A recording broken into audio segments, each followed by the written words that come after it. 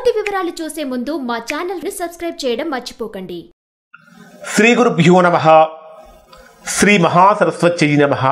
ఓం నమః శివాయ. Narayana Sastry astrology channel వీక్షిస్తున్నటువంటి ప్రేక్షక మహాశైలకు స్వాగతం, సుస్వాగతం.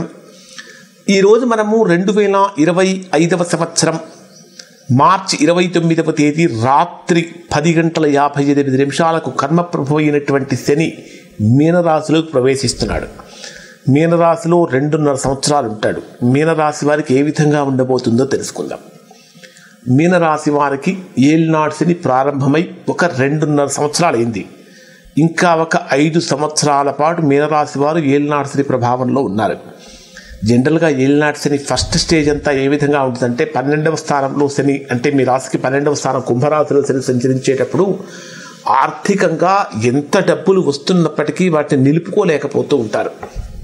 అంటే మీ ప్రమేయం లేకుండానే అధికమైనటువంటి రుణాలు చేయవలసిన వస్తువులు రావటం కానీ, వాటికి వడ్డీలు కట్టడం కానీ, లేదా ఆర్థికంగా సరైనటువంటి ప్లానింగ్ లేకపోవటం వలన ఆర్థికపరమైన సమస్యల యొక్క తీవ్రత మీనరాశి వారు అనుభవిస్తూ ఉన్నారు. ఇప్పుడు ఎక్కడికి వస్తున్నాడు మీనరాశి? ఇప్పుడు శని మీ జన్మరాశిలోకి ప్రవేశిస్తున్నాడు. జన్మరాశి అంటే దేనికి సంబంధించిన స్థానం? దేహానికి సంబంధించినటువంటి స్థానం, దేహస్థానం అంటే శరీరానికి సంబంధించినటువంటి స్థానం. ఇక్కడ ఆరోగ్యపరమైనటువంటి విషయాలలో జాగ్రత్తలు పాటించాలి. ముఖ్యంగా చెప్పాలంటే జన్మరాశిలో శని సంచారం అనేకమైనటువంటి ఆటంకాలను కలిగిస్తుంది. చేసేటటువంటి పనిలో ఎక్కడా కూడా పురోగతి, డెవలప్మెంట్ అనేటటువంటిది ఇక్కడ మీనరాశి వారికి కనిపించదు. అసలు మీ ఆలోచనలు కానీ, మీ ఊహలు కానీ, మీ ఉద్దేశాలు కానీ ఒక రకంగా ఉంటాయి, జరిగేటటువంటి పనులన్నీ కూడా మరొక రకంగా ఉంటాయి. అంటే ఏళ్నాడు శని ప్రభావం బలంగా ఉంది. అంటే శని జన్మరాశిలో సంచరించేటప్పుడు పనులలో ఆటంకాలు కలుగుతూ ఉంటాయి, ముందుకు వెళ్ళలేకపోతూ ఉంటాము, ప్రతిదీ ఇబ్బందికరంగా మారుతుందో చెప్పుకుంటున్నాం. దానికి అసలు పరిష్కారం ఏమిటంటే క్రమశిక్షణతో కూడినటువంటి జీవితమే దీనికి పరిష్కారము. క్రమశిక్షణ అంటే వెల్ డిసిప్లిన్ అనేటటువంటిది. అంటే వెల్ డిసిప్లిన్ అంటే ఏంటి? ఏ సమయానికి ఏ పని అయితే చెయ్యాలో ఖచ్చితంగా అది చెయ్యాలి, దాంతోపాటు దాన్ని పోస్ట్ పోన్ చేయకూడదు. అన్నింటికంటే ముఖ్యంగా ఆర్థిక పరమైనటువంటి వ్యవహారాలలో నియంత్రణ అవసరము. దాంతోపాటు అసత్యానికి సాధ్యమైనంత దూరంగా ఉండాలి. అంటే సత్యంతో కనుక ఉన్నట్టయితే కొంతవరకు మీకు ప్రతికూలతలు తగ్గుతూ ఉంటాయి. అన్నిటికంటే ప్రధానమైన విషయం ఏమిటంటే మీనరాశిలో జన్మించినటువంటి వారు ఆధ్యాత్మికంగా భక్తి పెంచుకోవాలి, దైవానికి దగ్గరగా నడవాలి. జన్మరాశిలో శని సంచారం ఏం జరుగుతుందంటే శరీర సంబంధమైనటువంటి విషయాలలో అనారోగ్య సమస్యలను కలిగిస్తుంది.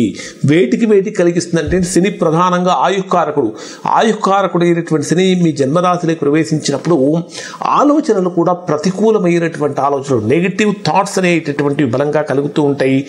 ముఖ్యంగా చెప్పాలంటే ఈ కేశాలకు సంబంధించినటువంటి సమస్యలు కూడా కలుగుతూ ఉంటాయి. దాంతోపాటు నేత్ర సమస్యలు కూడా కలుగుతూ ఉంటాయి. ఇంకా ఉద్యోగం చేసేటటువంటి వాళ్ళు ఒక ప్రదేశం నుంచి మరొక ప్రదేశానికి ఫోర్స్గా వెళ్లాల్సి వస్తుంది. అంటే మీకు ఇష్టం లేనటువంటి ప్రదేశానికి మీరు ఖచ్చితంగా వెళ్లాల్సిన పరిస్థితులు కూడా వస్తూ ఉంటాయి. ఇంకా ఈ జన్మ రాశి యొక్క అంటే జన్మ శని సంచారం అనేటటువంటిది ఏ విధంగా ఉంటుందంటే అసలు ప్రతిదీ అత్యంత కష్టంగా, కఠినంగా, ముందుకు పోలేనటువంటి విధంగా ఇంత బాధలు పెడుతున్నారు ఏమిట్రా అనే భావన కలుగుతుంది. దీనికి ఒక మంచి పరిష్కారం కూడా నేను తెలియజేస్తాను. ఈ ఏళ్నాడు శని సెకండ్ స్టేజ్లో మీరున్నారు. ఏళ్నాడు శని సెకండ్ స్టేజ్ యొక్క మీకు తొలగిపోవాలి అంటే శనివారం రోజున నవగ్రహాలు ఉన్నటువంటి ప్రదేశానికి వెళ్ళి అంటే శివాలయంలో నవగ్రహాలు ఉంటాయి, ప్రతి శివాలయంలో కూడా. ఆ నవగ్రహాలలో శనిగ్రహం దగ్గర నువ్వుల నూనెతో మట్టి ప్రమిదలో నువ్వుల నూనెను పోసి నలుపు రంగు వస్త్రాన్ని చించి వాటిని ఒత్తులుగా తయారు చేసి వాటిలో మీరు ఈ మీనరాశిలో జన్మించినటువంటి వారు 3 ఒత్తులు వేసి దీపం వెలిగించి శని స్తోత్ర పారాయణలు కనుక చేసినట్లయితే తద్వారా మంచి ఫలితాన్ని పొందుతారు. ఇంకొకటి శని వీక్షణం మీ జన్మరాశికి తృతీయ స్థానం మీద కూడా ఉంటుంది. తృతీయ స్థానం మీద శని వీక్షణం ఉన్నప్పుడు ఏం జరుగుతుందంటే ఏళ్నాడు శని ప్రభావంతో ఉన్నటువంటి కారణం చేత ఇప్పటి వరకు మిమ్మల్ని అభిమానించినటువంటి వారు కూడా మిమ్మల్ని కొద్దిగా దూరంగా పెట్టే అవకాశాలు ఉంటాయి. మీరు కూడా తీసుకునేటటువంటి నిర్ణయాలు చాలా అంటే సాహసంగా తీసుకుంటారు. సోదరుల నుంచి కానీ మిత్రుల నుంచి కానీ అనుకున్నంత సహకారం అనేటటువంటిది పొందలేకపోతూ ఉంటారు.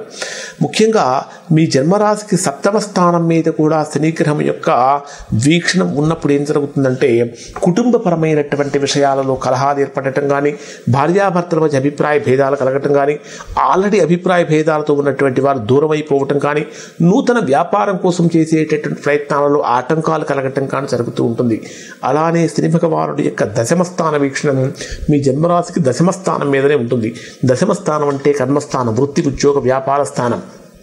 ఈ శని మీ జన్మరాశిలోకి ప్రవేశించినప్పుడు ఏం జరుగుతుందంటే ఖచ్చితంగా మీకు ఉద్యోగపరమైనటువంటి విషయాలలో ప్రభావం కలుగుతుంది. అంటే ఆకస్మికంగా ఉద్యోగం మార్పులు కానీ, లేదా ఉద్యోగం మారిపోవటం కానీ, లేదా పై అధికారులకి మీకు మధ్య ఏకాభిప్రాయం లేకపోవడం వల్ల కానీ, తీవ్రమైనటువంటి ఒత్తిడి వలన కానీ, లేదా ఆశించినటువంటి గ్రోత్ లేకపోవటం వలన కానీ ఉద్యోగ మార్పులు అనేటటువంటివి కూడా ఇక్కడ మీనరాశి వారికి సూచిస్తున్నాయి. కాబట్టి ఉద్యోగ వ్యాపారాలు చేసేటటువంటి వారి జాగ్రత్తలు పాటించాలి.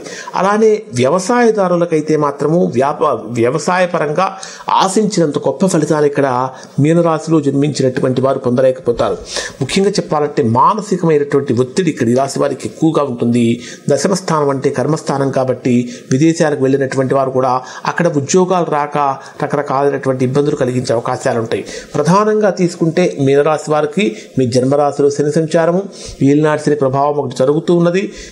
ఈ కారణం చేత ఈ రాశిలో జన్మించినటువంటి వారు మరొక అద్భుతమైనటువంటి తాంత్రికమైనటువంటి పరిహారం ఏమిటంటే, ఎవరైతే విపరీతమైనటువంటి రుణ సమస్యలతో రుణ బాధలతో ఉన్నారో అటువంటి వారికి ఆ రుణ సమస్యలు రుణ బాధలు కనుక తొలగిపోవాలంటే ఒక నల్లటి తాంత్రికమైనటువంటి పరిహారము, ఒక నల్లటి వస్త్రాన్ని తీసుకొని ఆ నలుపు రంగు వస్త్రంలో 19 ఇనుప మేకులు వేసి దాంట్లో ఒక రాగి కాయిన్ కానీ లేదా ఒక రూపాయి బిళ్ళ కానీ పెట్టి దాంట్లో ఒక 1/2 కేజీ నువ్వులు కూడా దాంట్లో వేసి చక్కగా కొన్ని పూలు, పసుపు, గంధం కూడా దాంట్లో వేసి దాన్ని మూట కట్టి మీరు ప్రవహించేటటువంటి నదీ తీరానికి వెళ్ళి నదిలో చక్కగా శనైశ్చరాయ శాంతాయ సర్వాభీష్టప్రదాయినే శరణ్యాయ వరేణ్యాయ సర్వేశాయ నమో నమః అనేటటువంటి శ్లోకాన్ని చక్కగా పారాయణ చేసుకుంటూ మీరు నలుపు రంగు వస్త్రంలో కట్టినటువంటి మూటను కనుక ప్రవహించేటటువంటి నీటిలో కనుక వదిలిపెట్టినట్లయితే తద్వారా